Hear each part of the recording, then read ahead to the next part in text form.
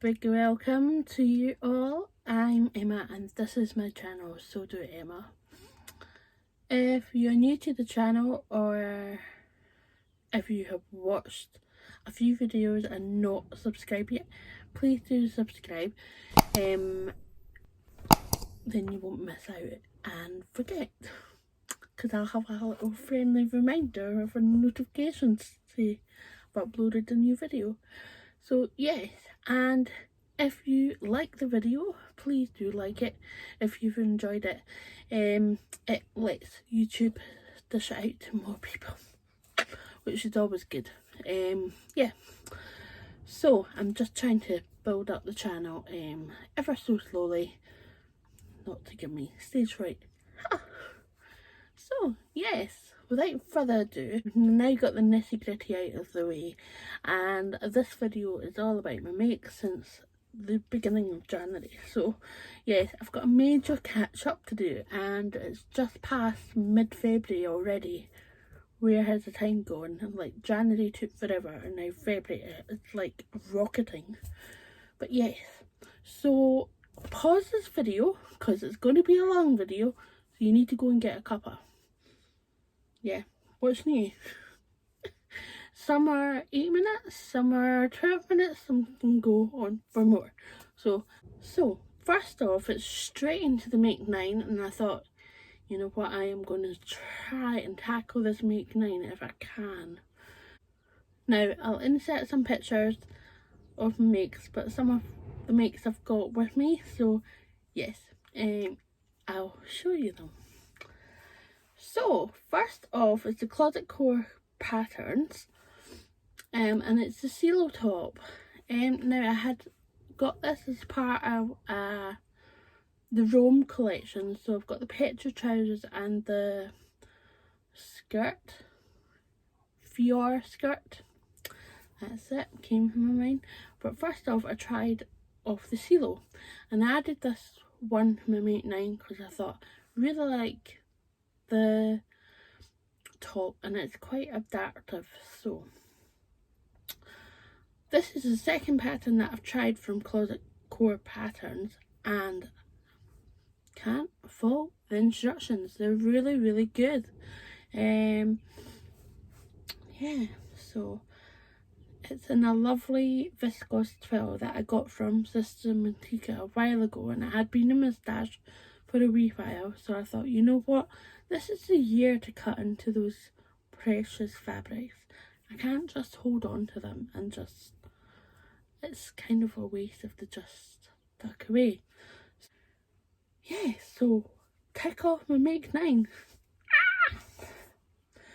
Then I went with the lovely Sagebrush top, embroidery patterns. Now I tested this pattern and I am like, I've cut out a few ready to sew, so back cuts, and this one was in the beautiful I can't remember, it's something ladies, and I got this Lady McElroy fabric, cotton lawn, again from Sister Mantica, and it had been in my stash for a wee while, not as long as some other fabrics, but I love the colours, I love how it's so puffy. I forgot to put the elastic in, so I'm gonna have to put the elastic in and get the full Sagebrush glory going on. But I almost had a bit of a horrible moment where I ruined the top, but I kind of fixed it with interface and it's barely recognisable. I'm not going to go right up the camera because you don't really get that in real life, but yes, but I kind of fixed it and hopefully it'll be okay for a wee while. But yeah, and I got I love labels, as you know. If you just join me, I do love labels. So I got Room for Pizza by Pink Coat Club, and I got a handmade one and from This Is For Makers. Yes, and I think there's another one, handmade, and the wee daisies at the front on the frill. It's just a nice little, call me label mad, I am. But yes, quite happy with that. Moving on, back to Friday Pattern Companies, and again this is a make 9, so this is my second make 9 tick off. Quite proud of myself, because usually I get to one and then I just go right off. Yes, so for my birthday, unfortunately this year was stay at home, but hey ho, you just make the most of it. And I was 41. I was 40 last year, so 41 this year. But I wanted to make a dress. I was like, I'm staying at home, I'm going to make the extra effort of making a dress. So I chose Adrienne Dress, which is on my make 9, as I just said. So, and yeah, I really like it. It's a tad bit short, so I might add a bit of a ruffle.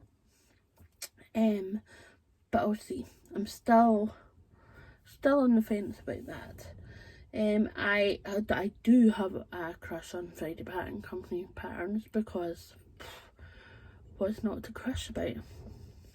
Really good patterns, inclusive sizing.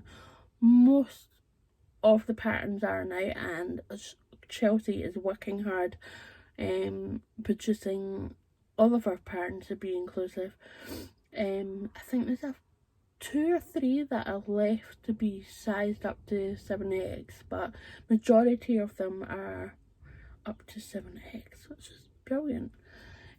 So yes, the Adrienne dress that I made was in this lovely viscose crepe by Atelier Brunette, and I bought this partly with a voucher and partly with cash from Oso's shop. I won the voucher and a wee prize. I can't even remember what it was. It was like a draw or something.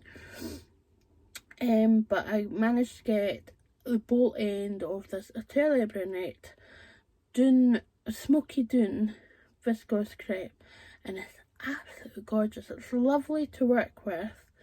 It didn't move around too much for me, but I mean, I've dabbled with fabrics for a wee while now, so I kind of know how to just manipulate it slightly. Yes, cutting into more precious fabric. Wow, what's happened to me? I'm usually going, no, I can't do that, but yeah, I think 2021 is like to conquer the fear of cutting into that precious fabric. The bolt end of this fabric was 2.4 meters, so yeah, I think that's just over 2 yards. And I got the Adrianna dress out, but yes, as I said, could have done with a wee bit more because it's a wee bit short. I think I might just manage to get the ruffle out. We'll see.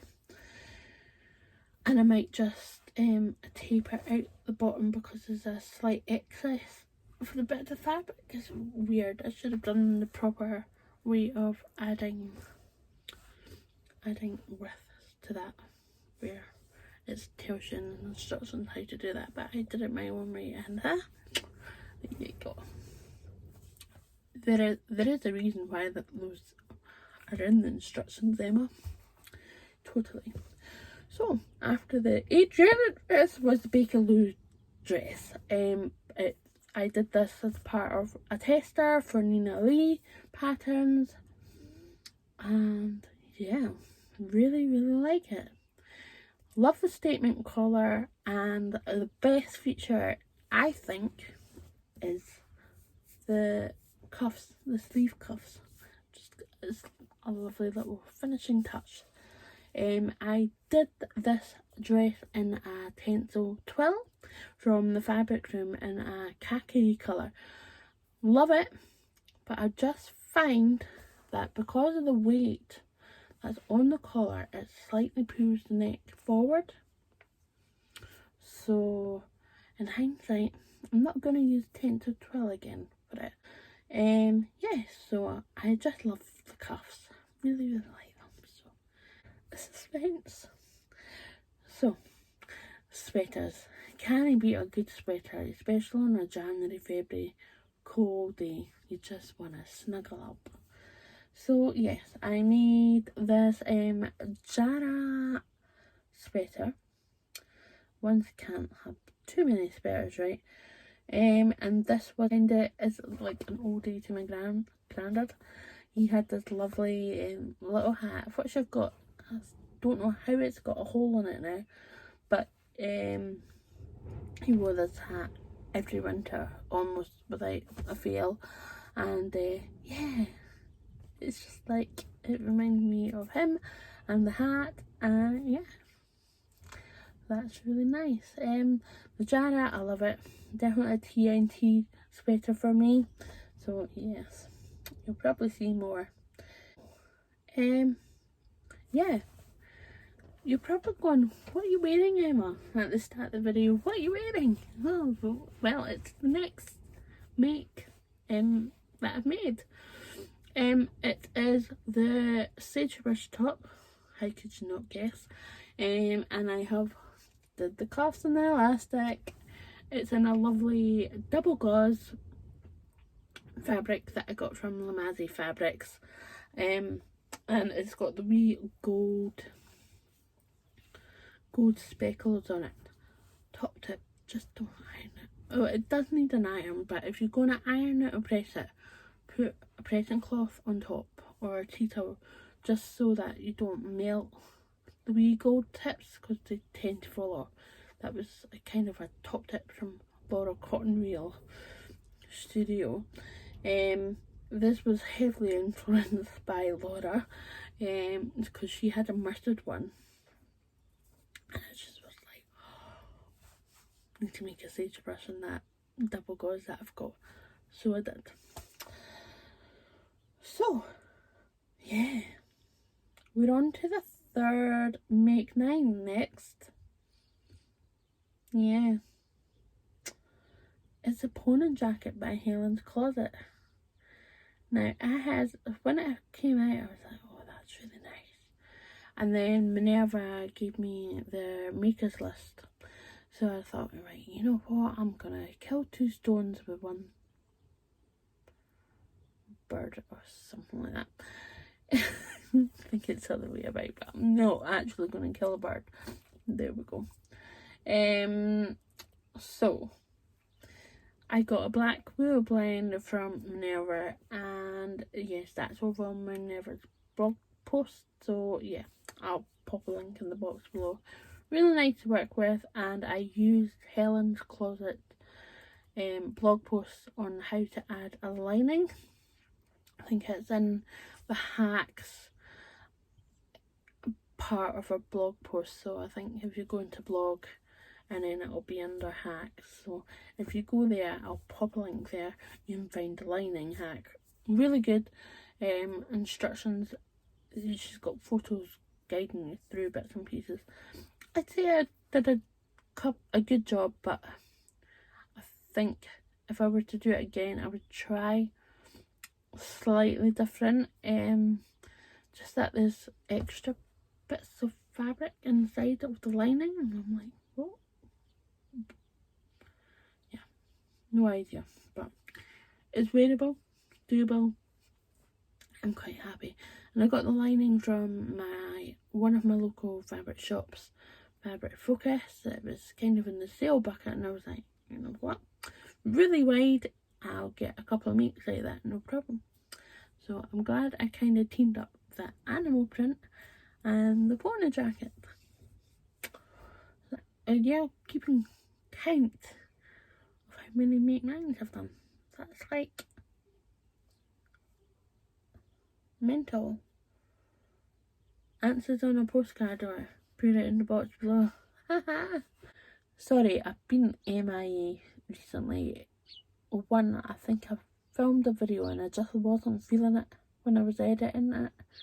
So yeah, and then I left it so long. But I'm back. I'm alright. Just life. I'm trying to do too many things. too many testers. Yeah. These earrings have got a little love heart, so I thought, yeah, I'll wear them. And they were like donkeys old from my time at Accessorize. But yes, that's me. Take care, folks. Happy sewing, and I'll see you soon. I will, honest. Bye.